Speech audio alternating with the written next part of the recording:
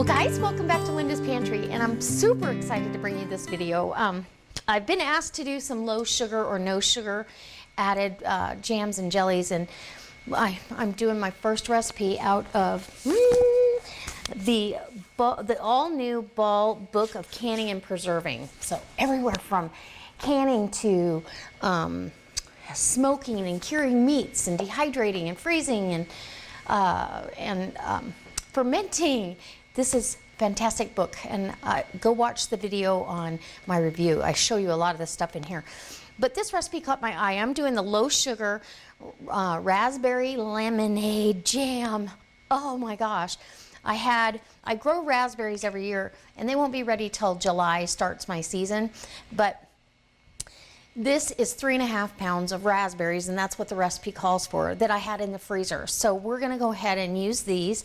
It calls for fresh, but I picked them, came in here, I washed them, and put them in a bag and put them in the freezer. So you can't get much fresher than that.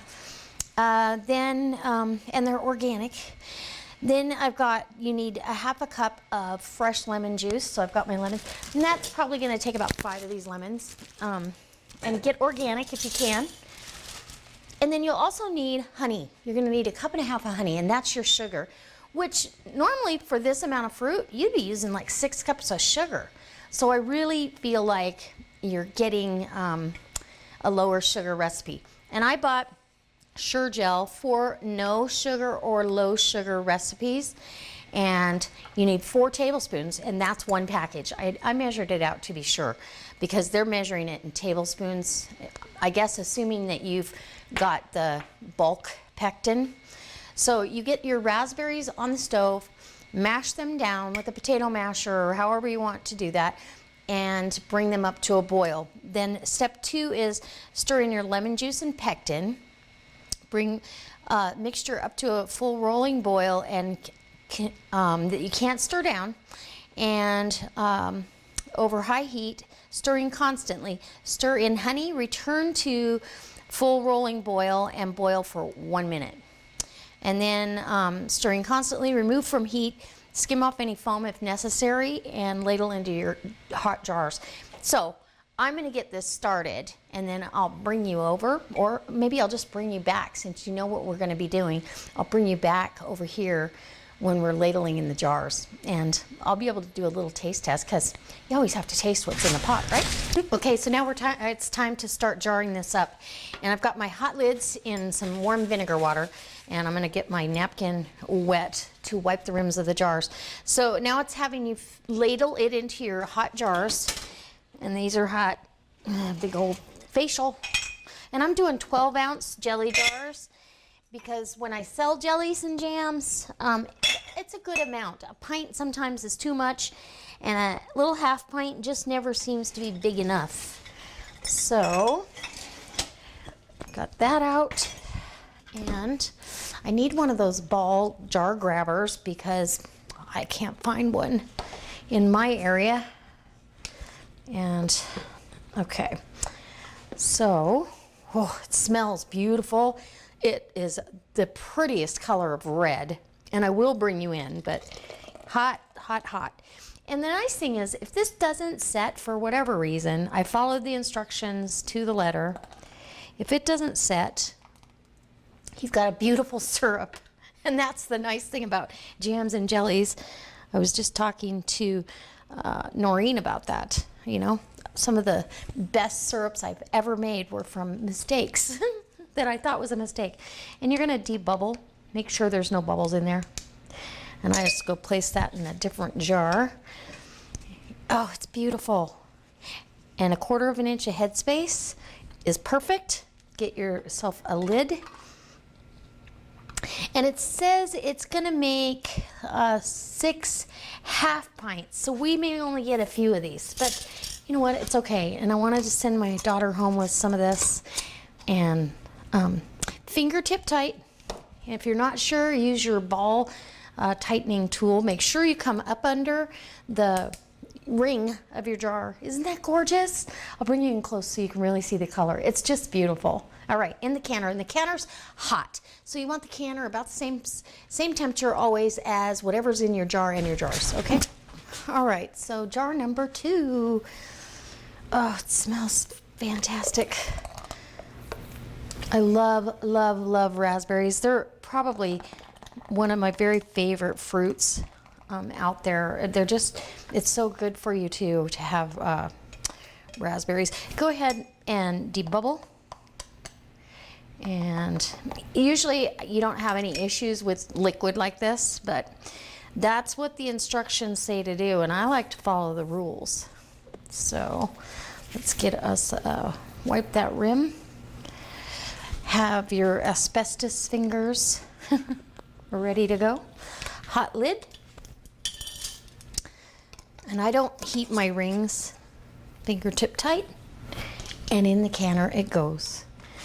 And isn't that just stunning? Okay, beautiful. So that made 6 12-ounce jars and what a part of a little half pint. And I'm just gonna put this one in the refrigerator when it cools down, but I wanted to taste it anyway. And so hopefully this sets up nice. If not, like I said, syrup is delicious. Now it says to process jars for 10 minutes, adjusting for your altitude. And this is nice. I like that they remind you of that because this is high acid stuff, so that's why it preserves well. So for my altitude between 3,000 and 6,000 feet above sea level, I need to increase the time by 10 minutes. So I'm going to process these, and I've marked this in my book, so now all I have to do is quick reference if I can't remember. You don't start your timing until it comes to a full rolling boil, and the water is about 1 inch to 2 inches above the jars. When that full rolling boil hits, then you start your timer.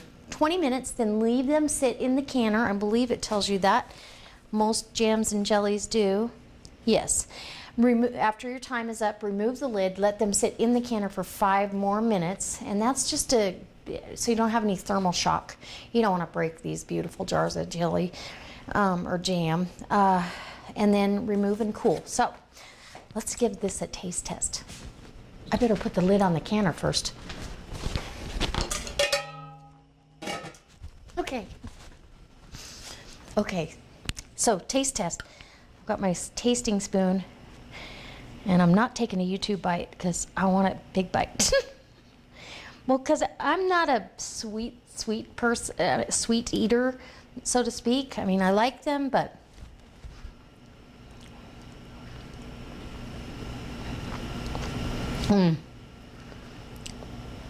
the raspberry is so intense, and it's very tart with the lemon, which I love tart.